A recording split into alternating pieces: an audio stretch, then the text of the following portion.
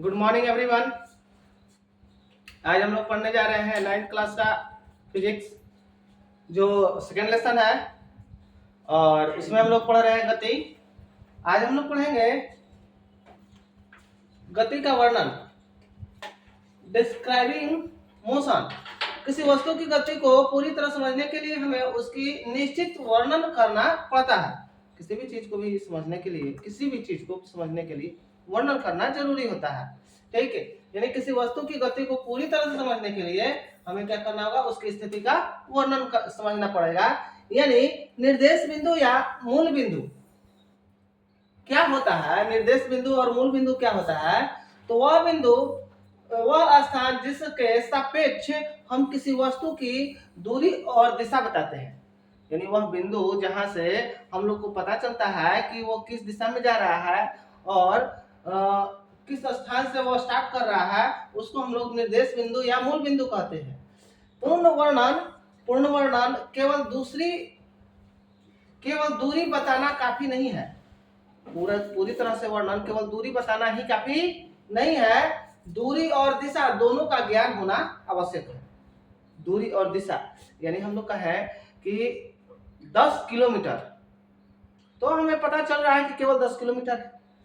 दूरी तो पता चल रहा है, लेकिन किस दिशा में जा रहा है दूरी ये हमें पता नहीं चल रहा है। अगर हम कहेंगे यहाँ से, हमारे घर से कोचिंग का दूरी जो है पूर्व दिशा में 10 किलोमीटर है, तो इस तरह से हम लोग को एक निश्चित स्थिति का पता चल रहा है। जैसे स्टेशन से 5 किलोमीटर पूर्व, ये भी अच्छा से पता चल रहा है। स्टेशन से 5 किलोमीटर पूर्व यानी पता चल रहा है कि स्टेशन है एक, स्टेशन से 5 किलोमीटर पूर्व में, 5 किलोमीटर पूर्व दिशा में मतलब कोई जगह है। ठीक है, अब हम लोग पढ़ेंगे सरल रेखा पर कण की स्थिति। सरल रेखा पर कण की स्थिति, सीधी रेखा पर गति को दर्शाने के लिए हम गणितीय चिन्हों का प्रयोग करते हैं। सीधी रेखा को दर्शाने के लिए किसे हम लोग प्रयोग करते हैं, गणितीय चिन्हों का प्रयोग करते हैं। यानी मूल बिंदु इसे जीरो माना जाता है। क्या माना जाता है, अगर कहीं से कोई शुरू हो रहा है, तो उस यहाँ से अगर कोई यहाँ से चला तो इसको मूल बिंदु मानते हैं और इसका वैल्यू क्या होता है, 0 से शुरू करते हैं। क्या, किससे, 0 से। परिमाण, यह संख्यात्मक मान है जो मूल बिंदु से दूरी बताता है। यह मूल बिंदु से क्या करता है, दूरी बताता है।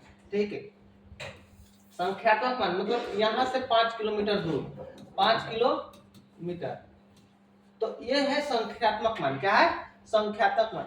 चिन्ह, धनात्मक बिंदु से दाहिनी ओर की दिशा। अब ये बिंदु हो गया, इस ओर की दिशा धनात्मक होगी, इस ओर की दिशा क्या होगी, ऋणात्मक होगी। ठीक है, अगर पीछे लोग जाएगा तो क्या होगा, ऋणात्मक होगा। आगे बढ़ेंगे, ऋणात्मक मूल बिंदु की बाईं ओर, ये हो गया मूल बिंदु, इसकी बाईं ओर की दूरियां क्या हो जाएगी, ऋणात्मक, और दाईं ओर की दूरियां क्या हो जाएगी, धनात्मक।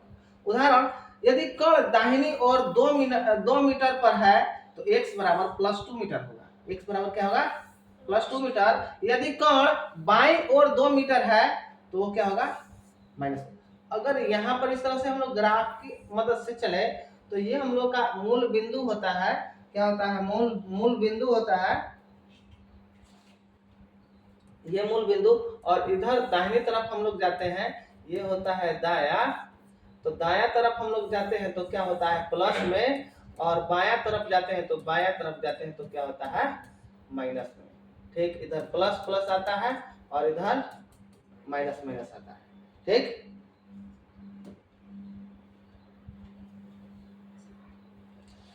देखिए अब दूरी, डिस्टेंस और विस्थापन यानी डिस्प्लेसमेंट, इंग्लिश में विस्थापन को हम लोग डिस्प्लेसमेंट बोलते हैं और दूरी को क्या बोलते हैं, डिस्टेंस बोलते हैं। ठीक है, आगे बढ़ते हैं। यानी दूरी क्या होता है और विस्थापन क्या होता है। दूरी किसी वस्तु या कण द्वारा तय किए गए पथ की कुल लंबाई को दूरी कहते हैं। किसी वस्तु या कण द्वारा तय की गई कुल दूरी को क्या कहते हैं, तय की गई पथ को हम लोग दूरी कहते हैं। क्या कहते हैं, दूरी कहेंगे, ठीक है। लेकिन अब यही बात रह गया विस्थापन। तो विस्थापन में वो समझ लो, इसमें केवल परिमाण होता है, दूरी में केवल परिमाण होता है, दिशा नहीं होता है। इसलिए यह एक अदिश राशि होती है। दूरी क्या होती है? एक अदिश राशि होती है। उदाहरण, यदि रांची से पटना तक रेल की पटरी की लंबाई 414 किलोमीटर है, तो ट्रेन द्वारा तय की गई कुल दूरी इतना होगा। ठीक है, इसका कोई दिशा नहीं है। यह हमेशा धनात्मक होती है। यह हमेशा क्या होता है? धनात्मक होता है। और कभी भी शून्य नहीं होती यदि वस्तु ने गति की है। यदि वस्तु गति किया है तो कभी शून्य नहीं होता है। ठीक है, आगे बढ़ते हैं। तो आज का क्लास यहीं तक रहेगा। नेक्स्ट क्लास के लिए हम लोग मिलेंगे। तब तक के लिए जय हिंद।